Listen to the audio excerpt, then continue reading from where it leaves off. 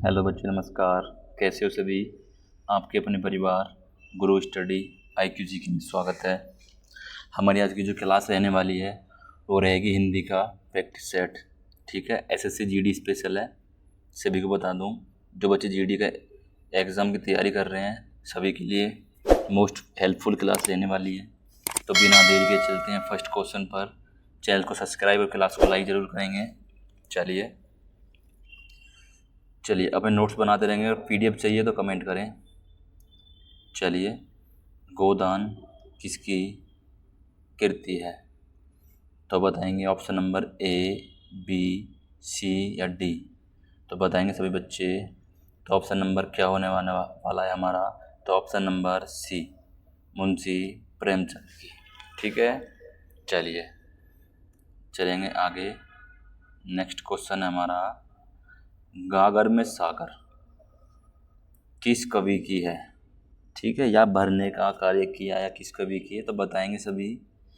गागर में सागर, option number A Bihari, B Ghananand, C Raskhan, D Surdas. जो सभी को पता होगी इसके बारे में। Option number A Bihari. ठीक है, गागर में सागर बिहारी जी की। चलिए आगे बढ़ेंगे। तितली किसकी रचना है? चलिए बताएंगे आगे। तो तितली हो जाएगी option number A Jaishankar Prasad, B Shyam सुंदर दास, C आचार्य रामचंद्र शुक्ल, D आचार्य महावीर प्रसाद द्विवेदी। तो बताएंगे सभी बच्चे ऑप्शन नंबर क्या रहने वाला है। जिन बच्चों ने भी ऑप्शन नंबर A चूज कर रहे हैं, ऑप्शन नंबर A लगाया है जयशंकर प्रसाद, बिल्कुल राइट है। चलिए आगे बढ़ेंगे। नेक्स्ट क्वेश्चन है, दुष्कर में कौन सी संधि है? चलिए most very very important question. संधि एक जरूर आती है, संधि विच्छेद बूझेंगे या फिर बूझेंगे कौन सी संधि है। ठीक है, चलिए बताएंगे सभी बच्चे। जल्दी आपकी क्लास संधि की क्लास आने वाली है। ठीक है, चलिए बताएंगे सभी। ऑप्शन नंबर A स्वर, B विसर्ग, D व्यंजन। तो ऑप्शन नंबर क्या हो जाएगा हमारा? Option number C। ओ सॉरी ऑप्शन नंबर B विसर्ग संधि। ठीक है, चलिए आगे बढ़ते हैं। नेक्स्ट क्वेश्चन है हमारा, निम्नलिखित में से इंद्र का पर्यायवाची शब्द नहीं है। तो बताएंगे सभी। इंद्र का पर्यायवाची शब्द नहीं है। तो ऑप्शन नंबर क्या हो जाएगा? ऑप्शन नंबर हो जाएगा हमारा C विष्णु। इंद्र का पर्यायवाची शब्द नहीं है। ठीक है, चलिए क्लास को लाइक और शेयर करते रहेंगे सभी बच्चे, चैनल को सब्सक्राइब करेंगे। चलिए नेक्स्ट क्वेश्चन हो जाएगा हमारा, निम्नलिखित में इष्ट का पर्यायवाची शब्द नहीं है। तो बताएंगे। देखो ये जो नहीं लिख रहा है ना, ये ज़रूर पढ़ लेना। ठीक है, एग्ज़ाम में बहुत बच्चे कन्फ्यूज होते हैं, बाद में कहते हैं अरे सर ये तो बात कि मैंने ये नहीं पढ़ पाया, मैंने थोड़ा सा पढ़ा उसके बाद लगा के आगे बढ़ा, फिर मिस्टेक होती है, बाद में फिर पछताना पड़ता है। ठीक है, तो ये ज़रूर याद रखना। चलिए, क्योंकि एक एक नंबर बहुत कीमती है, एक एक पॉइंट, तो ऐसी गलती नहीं करें। चलिए बताएंगे, इष्ट का पर्यायवाची नहीं है। बताएंगे सभी। ऑप्शन A काम्य, B अभिप्रेत, C अभिष्ट या D ये सभी। तो ऑप्शन नंबर क्या होने वाला है हमारा? ऑप्शन नंबर D ये सभी इंद्र के पर्यायवाची नहीं है। ठीक है, चलिए नेक्स्ट क्वेश्चन है, आध्यात्मिक का विलोम होता है, यानी आध्यात्मिक का विलोम शब्द क्या है? बताएंगे।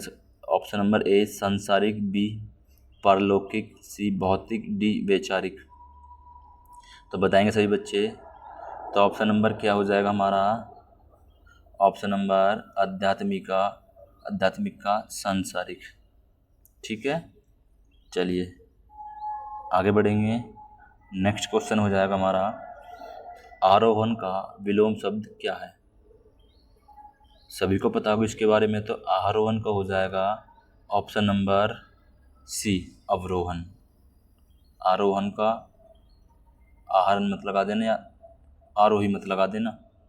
ठीक है, चलिए देखो हिंदी और रीजनिंग में से पूरे नंबर आने ही आने हैं, ठीक है।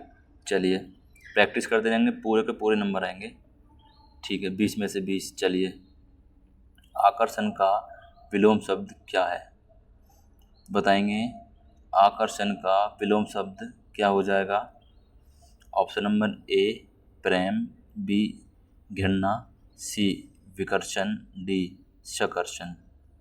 तो बताएंगे, तो आकर्षण का विलोम शब्द हो जाएगा विकर्षण। ऑप्शन नंबर सी में दे रखा है विकर्षण, ठीक है। चलिए नेक्स्ट क्वेश्चन हो जाएगा हमारा।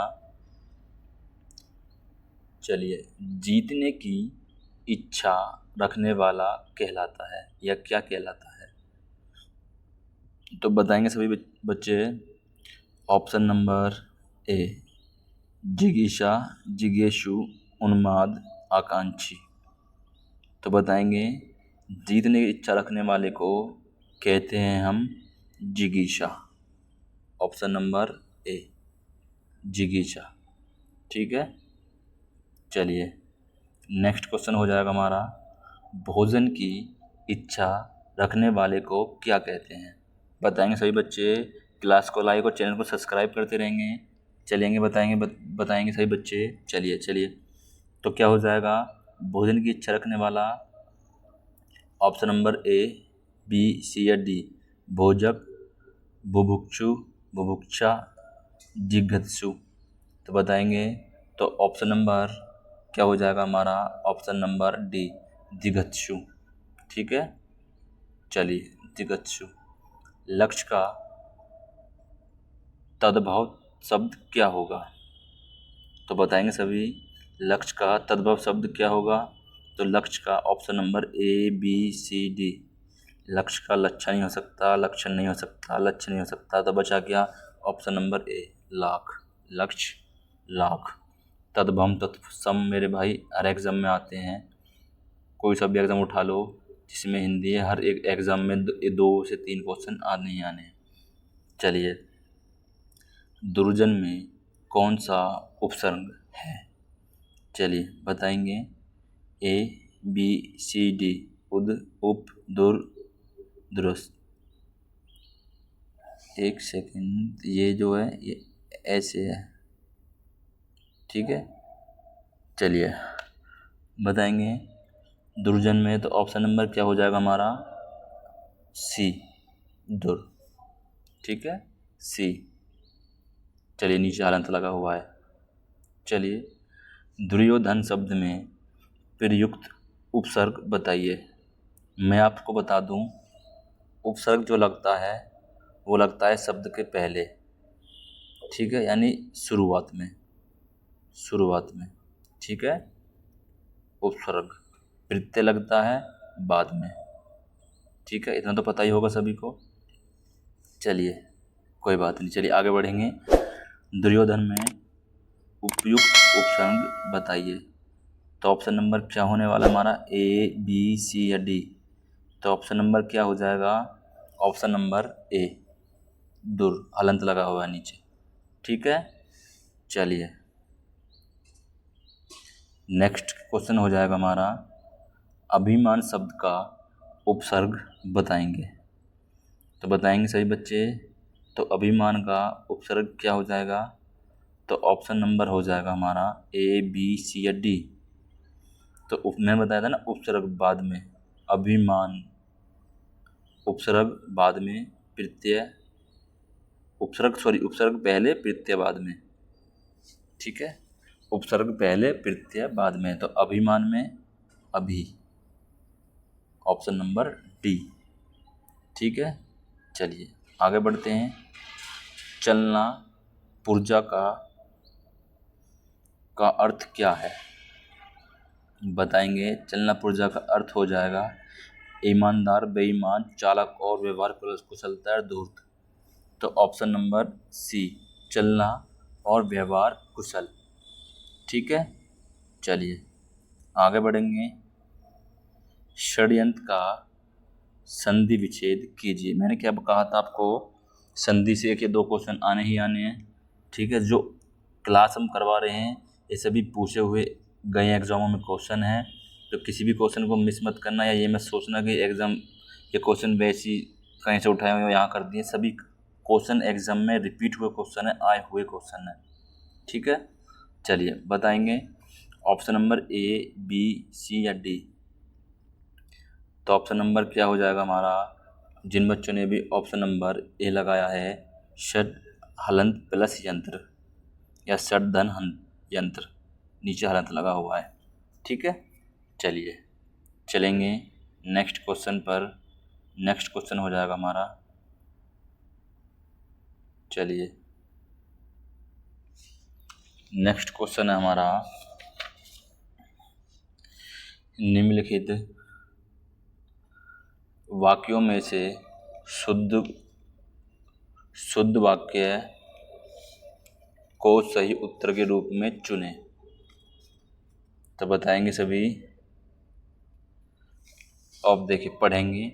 जीवन और साहित्य का घोर संबंध है, जीवन और साहित्य का अपार संबंध है, जीवन और साहित्य का घनिष्ठ संबंध है, जीवन और साहित्य का गंभीर नहीं हो सकता, घोर नहीं हो सकता, अपार या घनिष्ठ में से कोई सा होगा।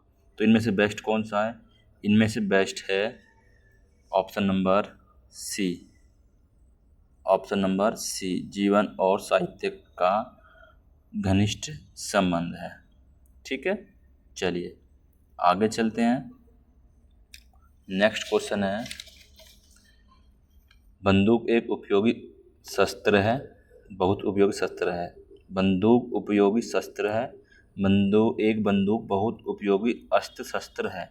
बंदूक एक बहुत उपयोगी अस्त्र है। तो बताएंगे, तो ऑप्शन नंबर क्या होने वाला है, बंदूक एक बहुत उपयोगी अस्त्र है।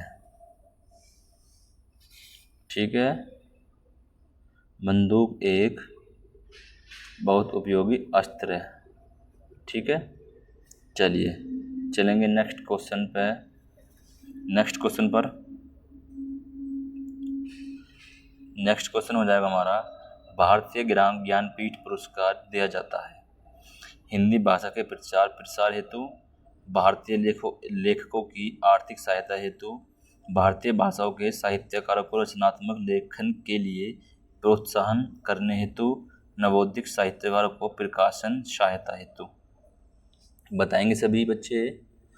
तो क्या रहने वाला है हमारा आंसर, तो जिन बच्चों ने भी ऑप्शन नंबर सी लगाया है, भारतीय भाषाओं के साहित्यकारों को रचनात्मक लेखन के लिए प्रोत्साहन करने हेतु, बिल्कुल राइट है। चलिए 20 क्वेश्चन हमारे कंप्लीट हो चुके हैं। क्लास को लाइक और शेयर करेंगे, चैनल को सब्सक्राइब करेंगे और मिलेंगे नेक्स्ट क्लास में। तब तक के लिए पढ़ाई कंटिन्यू रखें। ठीक है, धन्यवाद।